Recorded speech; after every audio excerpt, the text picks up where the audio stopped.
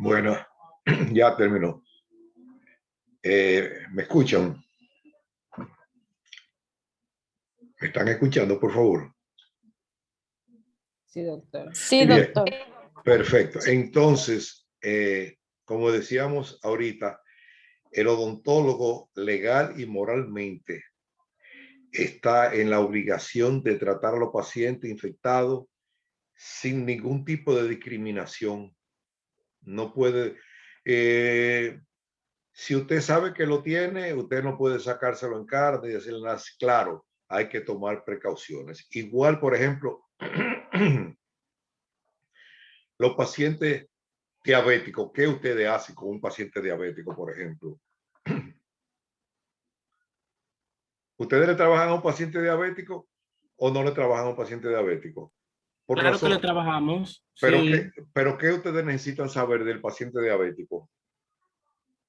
Si está controlado, si se está Exacto. tomando sus medicamentos. Exactamente. O sea, si tiene, ¿qué prueba ustedes le indican a un paciente diabético? En supuesto caso que ustedes no tengan una información confiable, ¿qué prueba ustedes le indicarían para saber si el paciente está controlado, el paciente diabético? Una hemoglobina glucosilada. Exactamente. ¿En qué porcentaje debe estar eso? Es importante que lo sepan para saber que el paciente está más o menos controlado. Eso debe estar de un 5 a un 7%. Si el paciente está así, entre un 5 y un 7%, quiere decir que el paciente está controlado. ¿Y qué ventaja nos ofrece la hemoglobina glucosilada con relación a un control de glucosa con una glucemia normal o una curva de tolerancia? ¿Qué ventaja nos ofrece la hemoglobina glucosilada para fines de monitoreo? Alguien que me diga, vamos a ver.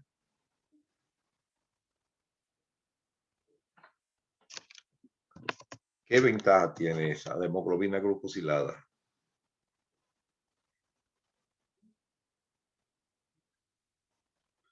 ¿Quién me dice? ¿O no recuerdan? ¿Quién se atreve a decirme? Vamos a ver. Son muchos, puede ser Analicia, Naya, Aranza, Arni, cualquiera de lo que esté ahí. ¿Quién me dice qué ventaja nos ofrece la hemoglobina glucosilada con relación a la glucemia, a la glucosa normal, así en sangre, o una curva de tolerancia a la glucosa? ¿Qué ventaja nos ofrece? Entre otras, varias ventajas nos da. ¿Quién me la puede mencionar algunas?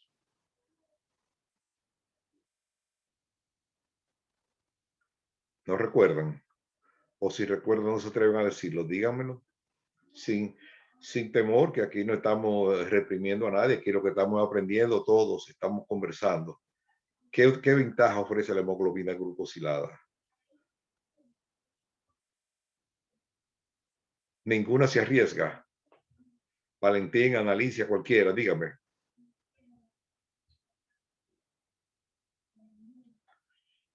Bueno, ¿qué ventaja nos ofrece la hemoglobina glucosilada?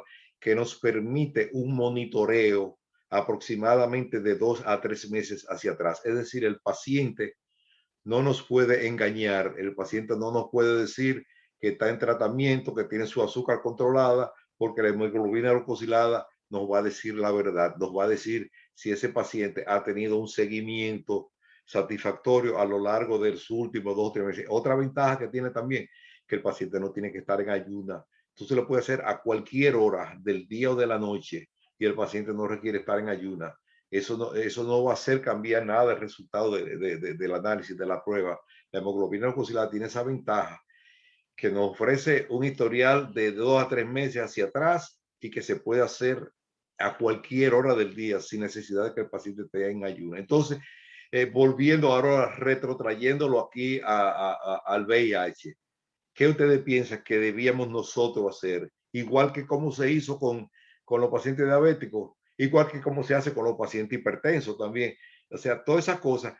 Por eso es bueno uno aprender más o menos algunas de las enfermedades de mayor prevalencia, uno saber cómo debe comportarse. ¿Cuál es la responsabilidad de uno como odontólogo entonces con relación a un paciente que tenga VIH? ¿Alguien se atreve a decirme qué hacer? Dígame, no importa, que aquí estamos aprendiendo todo. Aquí ninguno de nosotros sabe nada. Lo que sabemos es una gota de agua dentro de la inmensidad del mar. Ninguno se atreve a comentar.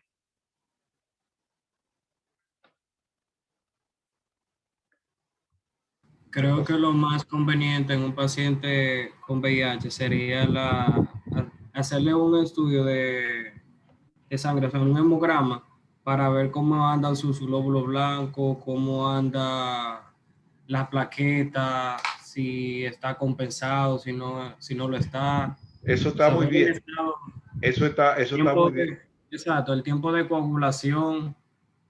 Eso está muy bien, pero hay algo más específico todavía para el VIH. Igual que, por ejemplo, está bien que a un paciente diabético tú dices, bueno, vamos a hacerle un hemograma, a ver cómo está, pero se le hace una glicemia. A un paciente con VIH, está bien, vamos a hacer un hemograma, a ver cómo está. Pero hay dos pruebas que son fundamentales. Se la voy a escribir aquí. Se llama conteo, se la estoy escribiendo en el chat, de linfocitos, aunque va a quedar ahí, linfocitos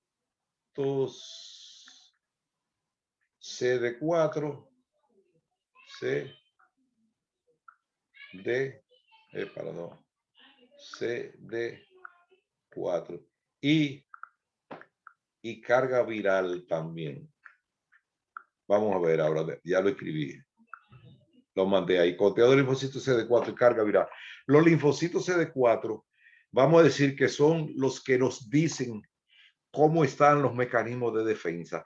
Si los linfocitos CD4 están bajos a partir de cierto nivel, que lo veremos más adelante, eso quiere decir que ese paciente está prácticamente sin defensa. Si los linfocitos CD4, igual que por ejemplo cuando decimos, la plaqueta tan bajita, quiere decir que ese paciente no puede presentar un sangrado. Si decimos que el azúcar está en alto, quiere decir que ese paciente no puede presentar complicaciones. Entonces, los linfocitos CD4, vamos a decir que son los encargados de informarnos cómo está el mecanismo de defensa. Ustedes saben que los linfocitos son los que actúan en casos de infecciones crónicas, como dijimos, de la tuberculosis, de la sífilis, del SIDA, todas esas cosas. Entonces, el linfocito CD4 y otra prueba también que se llama carga viral. ¿Qué es la carga viral? Se refiere a la cantidad, a las partículas víricas que están contenidas en la sangre. Con esas dos pruebas, claro, eso habitualmente el odontólogo no lo hace, salvo que, por ejemplo, yo lo tengo que hacer cuando voy a operar a un paciente que conozco que tiene su VIH. Si yo no quiero y consultar con el infectólogo, o si no lo considero necesario, yo le mando a hacer su linfocito CD4, su carga viral, y si está dentro de límites normales, yo puedo trabajarle.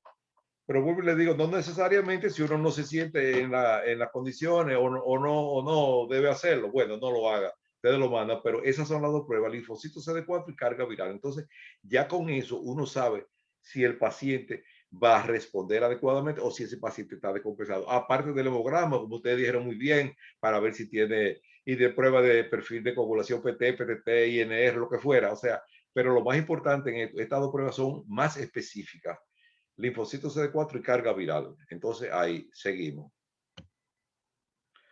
Como dice ahí, el VIH no es altamente virulento. Es un virus, pero tampoco no es tan altamente virulento. Ahorita lo vimos anteriormente, no se transmite por un contacto casual, o sea, que tú le des la mano, que tú le des un abrazo, que tú te sientes cerca de él, que coma con el mismo tenedor. No se transmite ni siquiera por esa vía. Como dice ahí, los pacientes y el equipo de trabajo estarán a salvo. ¿Qué vamos a encontrarnos? Que aparecerán algunos virus, citomegalovirus. La tuberculosis ha vuelto a reaparecer.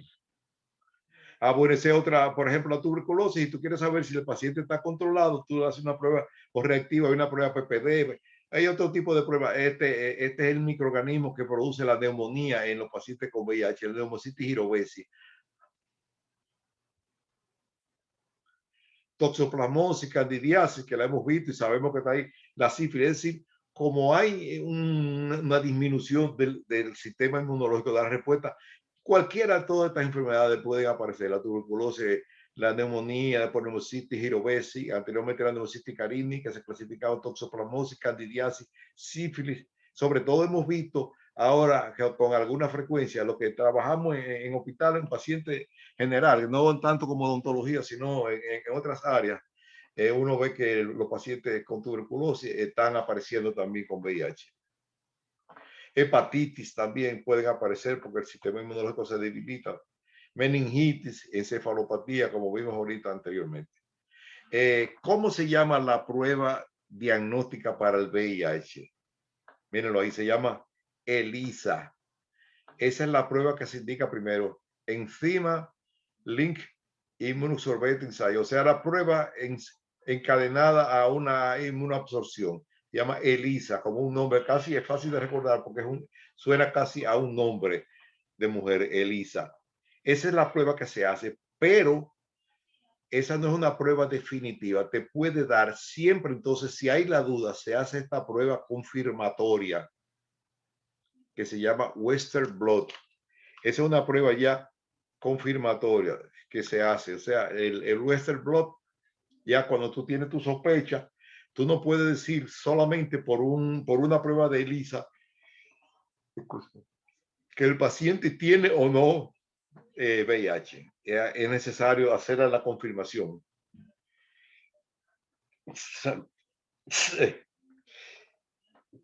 Bueno, Western Blot.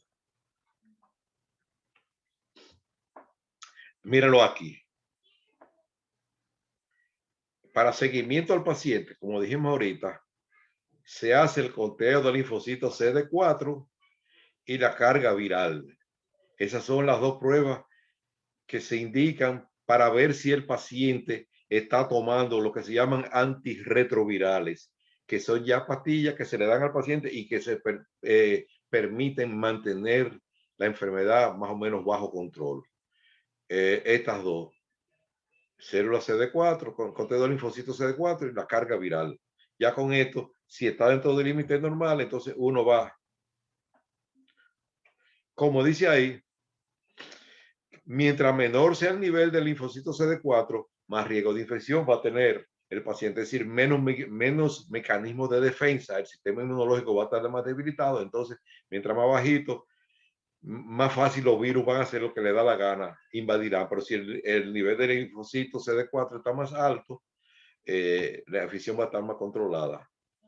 Miren aquí, los adultos sanos tienen unos niveles que va entre 200 y 1400 del linfocito CD4. Si está por debajo de 200, que está en 100, 100 y algo, y ese es un paciente que puede ser muy comprometedor trabajar, hacer conversaciones. Pero si vuelvo y les reitero, si el paciente está dentro de esos parámetros del linfocito CD4 sobre 300, sobre 500 o más, uno, claro, tomando las debidas precauciones, uno siempre yo lo cubro con antibióticos y se le da su seguimiento y no hay problema, y uno está seguro y uno conversa. Eso se maneja como si el paciente tuviera hipertensión, como si el paciente tuviera diabetes, como cualquier otra enfermedad. Uno no tiene que verlo como con un lente y con un pánico al paciente que tiene VIH, no, tomar sencillamente las precauciones del lugar. Si el paciente tiene VIH, uno sabe que va a tener cuidado y cosas de esas, tratar de no pincharse. Si el paciente tiene hepatitis, uno va a tratar de no pincharse. Si el paciente tiene diabetes, uno va a tratar que esté controlado, hacerlo a una hora que el paciente no le vaya a dar una hipoglicemia. Es decir, por eso yo, mi clase de patología, yo no me limito a describir la enfermedad y a decirle cosas así para que ustedes memoricen, que ustedes se embotellen una cantidad de términos y de cosas que después se lo olviden. No, yo lo que quiero es que ustedes a la hora de ejercer su actividad estén enterados por lo menos de las enfermedades de mayor prevalencia que se nos van a presentar a nuestro medio. Como les he dicho siempre, al consultorio de un odontólogo posiblemente vaya más pacientes médicamente comprometidos que al de cualquier consultorio de cirugía plástica o de oftalmología u otra especialidad, porque todo el mundo va a necesitar del odontólogo en un momento determinado, por una carie, por una enfermedad periodontal, por un puente, por una endodoncia, por lo que fuera. Entonces, nosotros como odontólogos debemos estar enterados, informados y saber qué hacer. No es que tampoco uno va a ser un científico, ni vamos a convertirnos especialistas en VIH, ni en endocrinología, sino simplemente manejar globalmente la enfermedad y saber qué hacer y qué no hacer. Muy bien. Como le dije, la prueba de carga viral, cuando está en 1000, está bien, pero si está muy por encima, puede estar entre 1000 y 1.000.000. Si está por encima, si tiene 3 millones, 4 millones, entonces ya el paciente está descompensado. No voy a entrar en muchos detalles de los antirretrovirales. 30.000, tú ves, mira, este es un nivel ya a partir de 30.000, dicen. A partir de 30.000 copias se le puede recomendar, ya es prudente indicarle. Ahorita dijimos que el nivel de linfocitos CD4 era entre 200 y 1400, y esto aquí vemos que la carga viral, ya cuando pasa de 30.000, se le puede indicar antiterapia. Está corriendo el tiempo, nos quedan 10 minutos, pero podemos seguir todavía. El medicamento para el VIH es algunos antirretrovirales, inhibidores de la transcriptasa inversa, inhibidores. Hay muchísimos medicamentos antirretrovirales que uno no necesariamente tiene que sabérselo. Inhibidores de proteasa, inhibidores de fusión. El papel del odontólogo, como dijimos ahorita, es ese, o sea, tratar al paciente con respeto y el profesional cuidarse.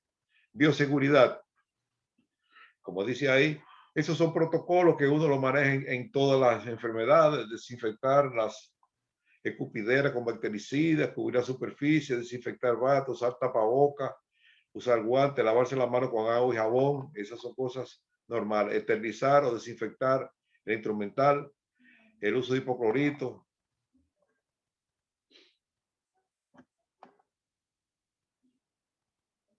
Como dice aquí, el futuro del SIDA es el futuro de la humanidad. Quiere decir eso, que la infección, el VIH, casi siempre va a destruir el sistema inmunológico. Es casi siempre mortal si no se trata con tiempo. Claro, ya hay muchos pacientes que tienen hasta 20 y 30 años. Hay algunos basquetbolistas famosos y algunas personas que tienen ya tiempo, que fueron de los primeros que se descubrieron y controlaron la enfermedad, y ellos han podido seguir su vida más o menos normal continuando con su tratamiento, y no han tenido muchos problemas. Como dice aquí, el virus actúa lentamente. Posiblemente ya el tiempo de sobrevida se ha aumentado. Anteriormente era de 8 a 10 años, abandonado hacia su suerte, pero ya con antirretrovirales ya hay pacientes que tienen más de 20 años y no han tenido ningún tipo de problema.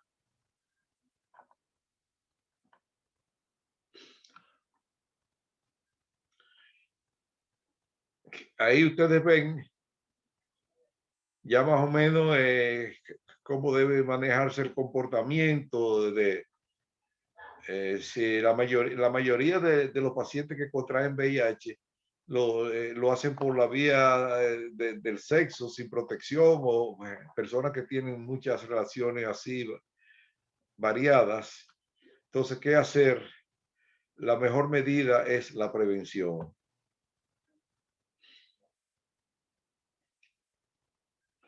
Esto es un algoritmo para tratar de estas 3 letras, la A, B, C. Abstenerse, es decir, no tener mucho comportamiento más o menos controlado. Esa es la A. La B en inglés, being faithful, mantenerse fiel, no estar dando muchos saltos, no haciendo muchas cosas para evitar contraer la enfermedad, y usar el protector. No hay hasta este momento, no existe una vacuna efectiva. El mejor tratamiento es la prevención, tener cuidado, recordar que tiene 3 etapas. El primer periodo es cuando se entra en contacto con el virus del VIH, que puede parecer como una gripe común y corriente. Por supuesto, hay grupos de alto riesgo ya que los mencionamos como son las personas que tienen una vida sexual promiscua, ya eso es otra cosa. Tiene también, como dice aquí, un elevado índice de mutación, o sea, se reproduce, eran millones de copias por minuto que hacía. Como dice esto aquí, realmente, la danza en una forma muy poética, la danza entre la sexualidad y la muerte no es nueva. La sífilis en el siglo XIX pasó a eso a sí mismo, o sea, y también si ustedes recuerdan la Biblia en un momento, el acontecimiento de Sodoma y Gomorra, que también eso es una etapa de la Biblia en la cual también se llegó a mucha promiscuidad sexual y murieron posiblemente muchas personas en esa época, habrá muerto por SIDA. En el caso de Sodoma y Gomorra, pero no se había clasificado, no se había llamado así. Eso habría que investigarlo si ese el comportamiento fue así. Miren aquí,